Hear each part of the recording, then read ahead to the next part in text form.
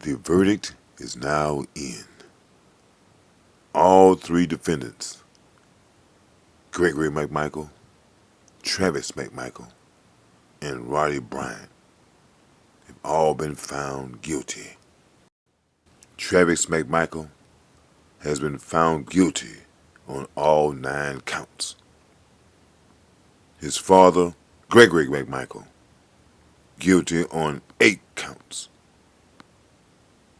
And Roddy Bryant Jr., guilty on 6 counts.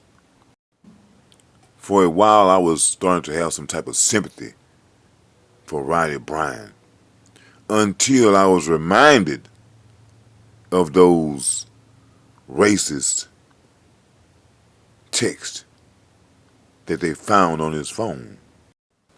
Old Roddy is hoping and praying that his fellow inmates are not that much off into the news and don't read that much. But it was delightful seeing Gregory McMichael, Travis McMichael, and Roddy Bryant Jr. being handcuffed and escorted to prison. When I look back on this case, one thing that sticks out is the poor representation that these defendants had. Yes, they were guilty, but they just had poor representation. And they were trying to use racist tactics in a racist town to win. But they couldn't because the world is watching. It's one thing to have the defendants being racist, but it's another thing to see and witness that the counselors for these defendants were also racist and used racist terms and terminology. Kevin Goff didn't help his client out with remarks about Colonel Sanders and black pastors, especially since it was found out that Roddy Bryant sent racist texts and emails. That husband and wife team was really a joke. And I guess she thought that it was cute or funny to make reference to Ahmaud Arbery's body and his feet, which I can't see what had any bearing on the case because no one knows how long Ahmaud Arbery was out jogging.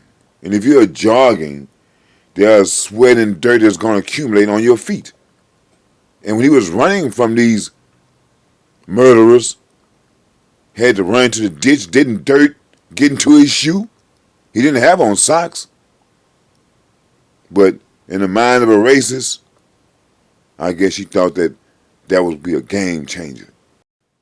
And while she's trying to talk about people, who picked this suit out for her husband? That color combination.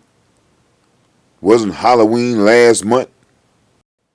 Now I can remember about a year ago when this case was first happening, you had the McMichaels, or they was all smiles in court. They knew they just had this thing wrapped up. But they didn't realize is that the only reason why they've been staying afloat thus far is the help they have been receiving within the court system.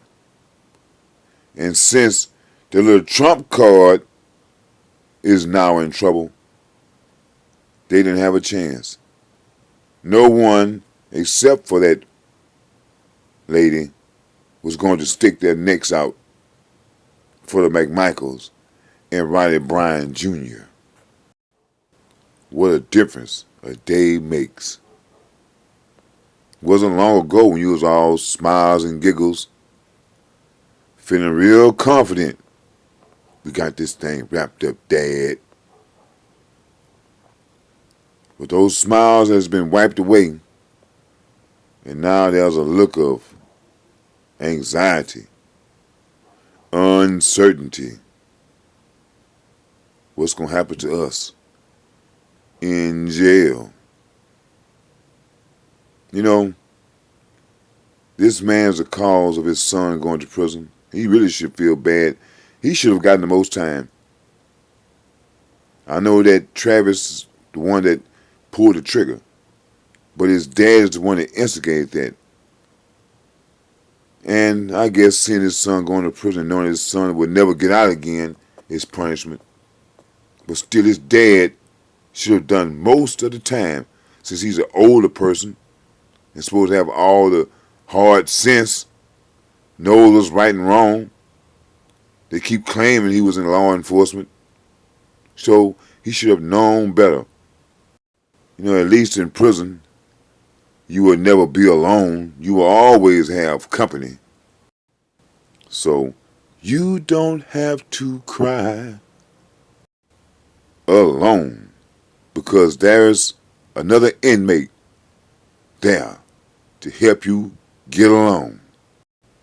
If Travis McMichael was actually in the Coast Guard, I think they say he was a mechanic in the Coast Guard, I can feel that. But the things he said he was trained upon, he didn't do in his civilian life. And his father claiming to be some type of investigator. It's hard for me to believe that. Someone has given these guys a job knowing that they were not qualified. During the proceedings, I couldn't help but notice the stressful look that Gregory McMichael had on his face. What about the stressful look that Ahmaud Arbery had on his face when he was being chased by two trucks? You had no sympathy, no empathy. And Gregory McMichael's decisions cost his son his freedom, as well as himself. I mean, looking at Gregory McMichael, he won't be that much longer anyway. I mean, just looking at him. So he might not spend that much time in prison. But his son, Travis McMichael, has a long road to go. And poor little Roddy, I mean, with those sex crime charges looming over him, hey, you know how those inmates feel about people that commit sex crimes. And when you get to prison, he will be the victim of a sex crime. He knows it. And, you know, not to put a damper on things, when I saw people celebrating after the verdict, I keep saying to myself, what are we celebrating? Because what have we won? Look at the condition of black people in America. We don't have no reason to celebrate. We have nothing to celebrate. We have an enormous amount of work ahead of us.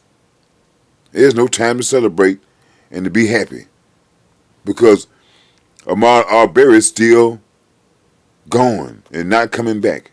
And these guys do get to live. Even though they're in prison, they get to live. You know that this is still a racist system. And do you think for one moment that the people that run those prisons, wherever they're going, is going to throw them to the wolves? No, they are not. They are going to try to protect them as much as they can and try to keep them away from the harm that's right there ahead of them. You know, the Bible says to honor thy mother and father. But if you have a father like Gregory McMichael, do you still honor their words?